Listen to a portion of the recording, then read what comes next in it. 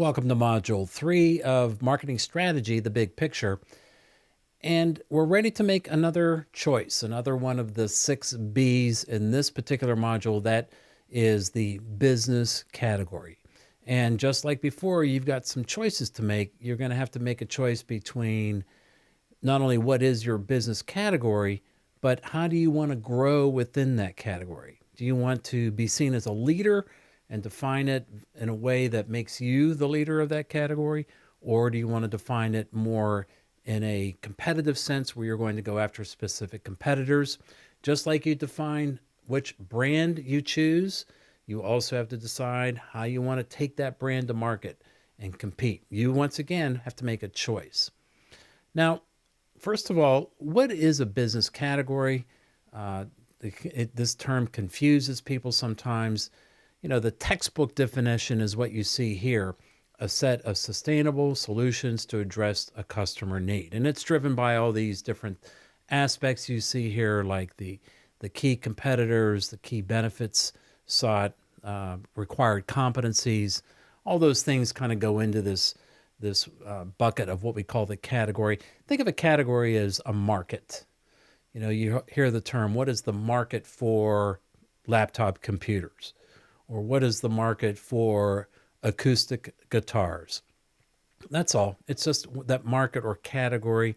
It's an imaginary space, so to speak. It's a collection of companies and competitors and customers that form together, aggregate together to create this thing called category. But you can define it to where it's very big or whether it's very small. Again, it's like a dial. It's like a dial. You get to turn and make that boom, boom, boom, bigger, bigger, bigger, smaller, smaller, smaller. I hope you enjoyed my sound effects there. But that's really how I want you to think about it for our purposes here. Now, category definition drives strategy. So it's not a trivial choice. Very important choice. You choose the category in the wrong way, you're gonna be surprised. You're gonna have either choose a category in a way where you're not really very competitive and you do poorly, or you choose it in a way that you're very competitive, but the opportunity is too small. Either way is not good. So category definition is this collection of, as I mentioned before, your core business, who you're competing against, what customers you're really going to address, and the size of the prize. Very big category means you have a big opportunity, but you also have a lot of competitors. Very small category, small opportunity, not many competitors. So once again, it's a trade-off. And how does it affect you? Here's the point. You could define the category in a way that makes you the leader. You have defined it in a way that you're the big fish in a smaller pond, but you are the one that's driving the bus on everything, so to speak. You've defined it narrowly enough that you're the dominant figure in that category as you've defined it. And being the leader has advantages if you define it that way. Now, you could also define it where you're not the leader, but you're number 2. And you then have a different set of choices that you're going to make. As a number 2 brand, you're going to do things a little differently than the leader would.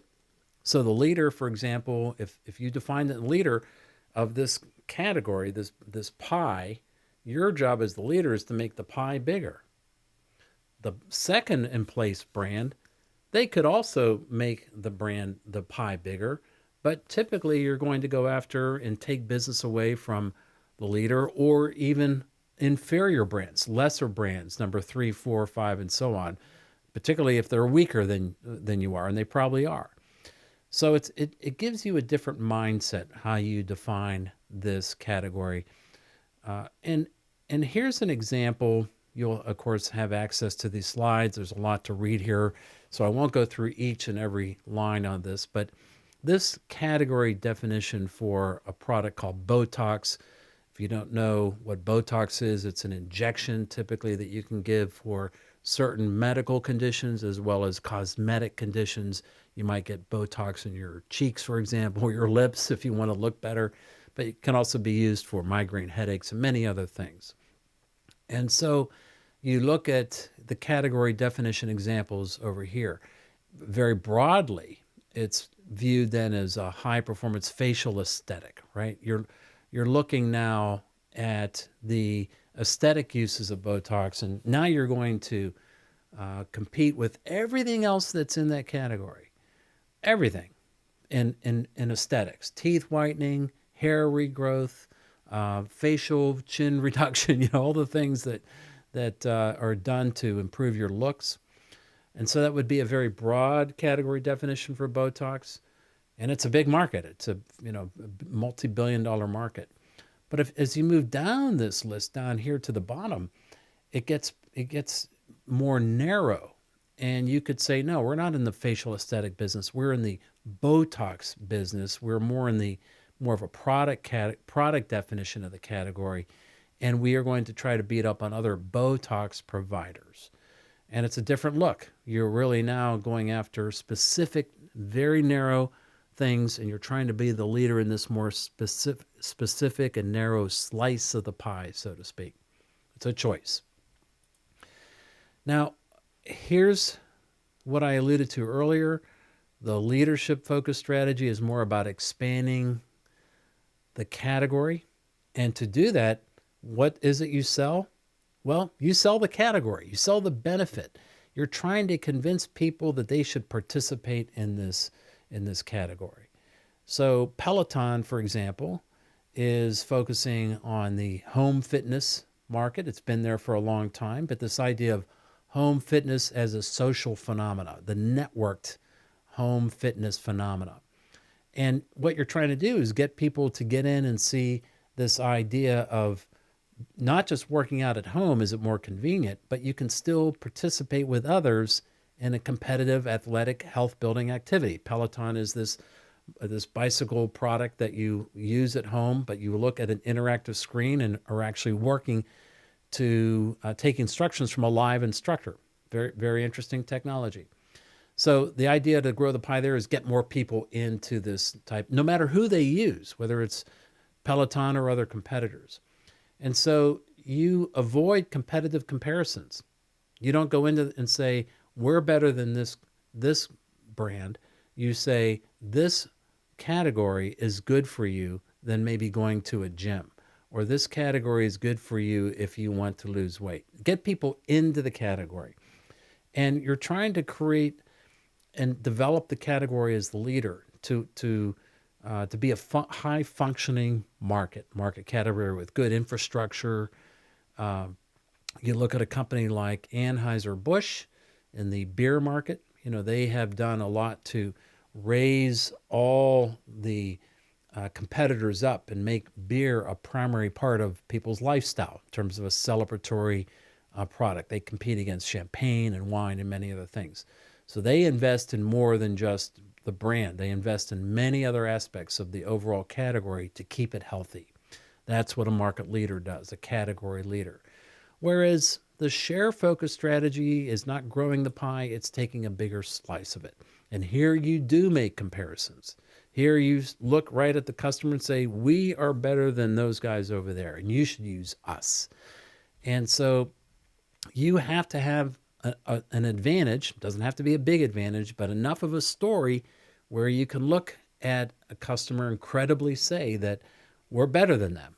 And we have the skills, we have the core competencies to back it up. We can go out and give you what you want better than the competition. And so it's a much different mindset when you define the category this way, of how you're going to act and what you're going to say and who you're going to be. A whole different set of ramifications when you make this choice. Which one do you choose? Well, there are pros and cons. And here you see on this slide some of those pros and cons. So I move out of the way here. When you're choosing the category growth approach, you are what we call capturing the high ground. You're getting people to see you as the leader, like Anheuser-Busch or Peloton. But to be honest with you, it's expensive. It's kind of risky to be that leader. And by the way, if you're the leader, you should probably always try to expand the pie. But that doesn't mean you can't expand the pie if you're not the leader. This is the biggest mistake students make in this course. Once again, Let me say it again so you don't mistake this on, especially on your final exam. If you're the category leader, you should probably always be trying to make the pie bigger because you get the lion's share of it. You get the disproportionate share of that result. But if you're a tiny little player, maybe a new entrant, you can still do things to make the pie bigger too. You don't have to. Typically, if you're the number 2 or 3 brand, you're over here on the share side. But here are the pros and cons of going after share. The good news is when you try to get a customer to switch over to you, they already understand the category. They understand the brands involved. There's not a lot of marketing money spent trying to explain it to them. So you're taking advantage of their awareness of the product, of the category. And so it tends to be less risk in the short term, but in the long term, not so much.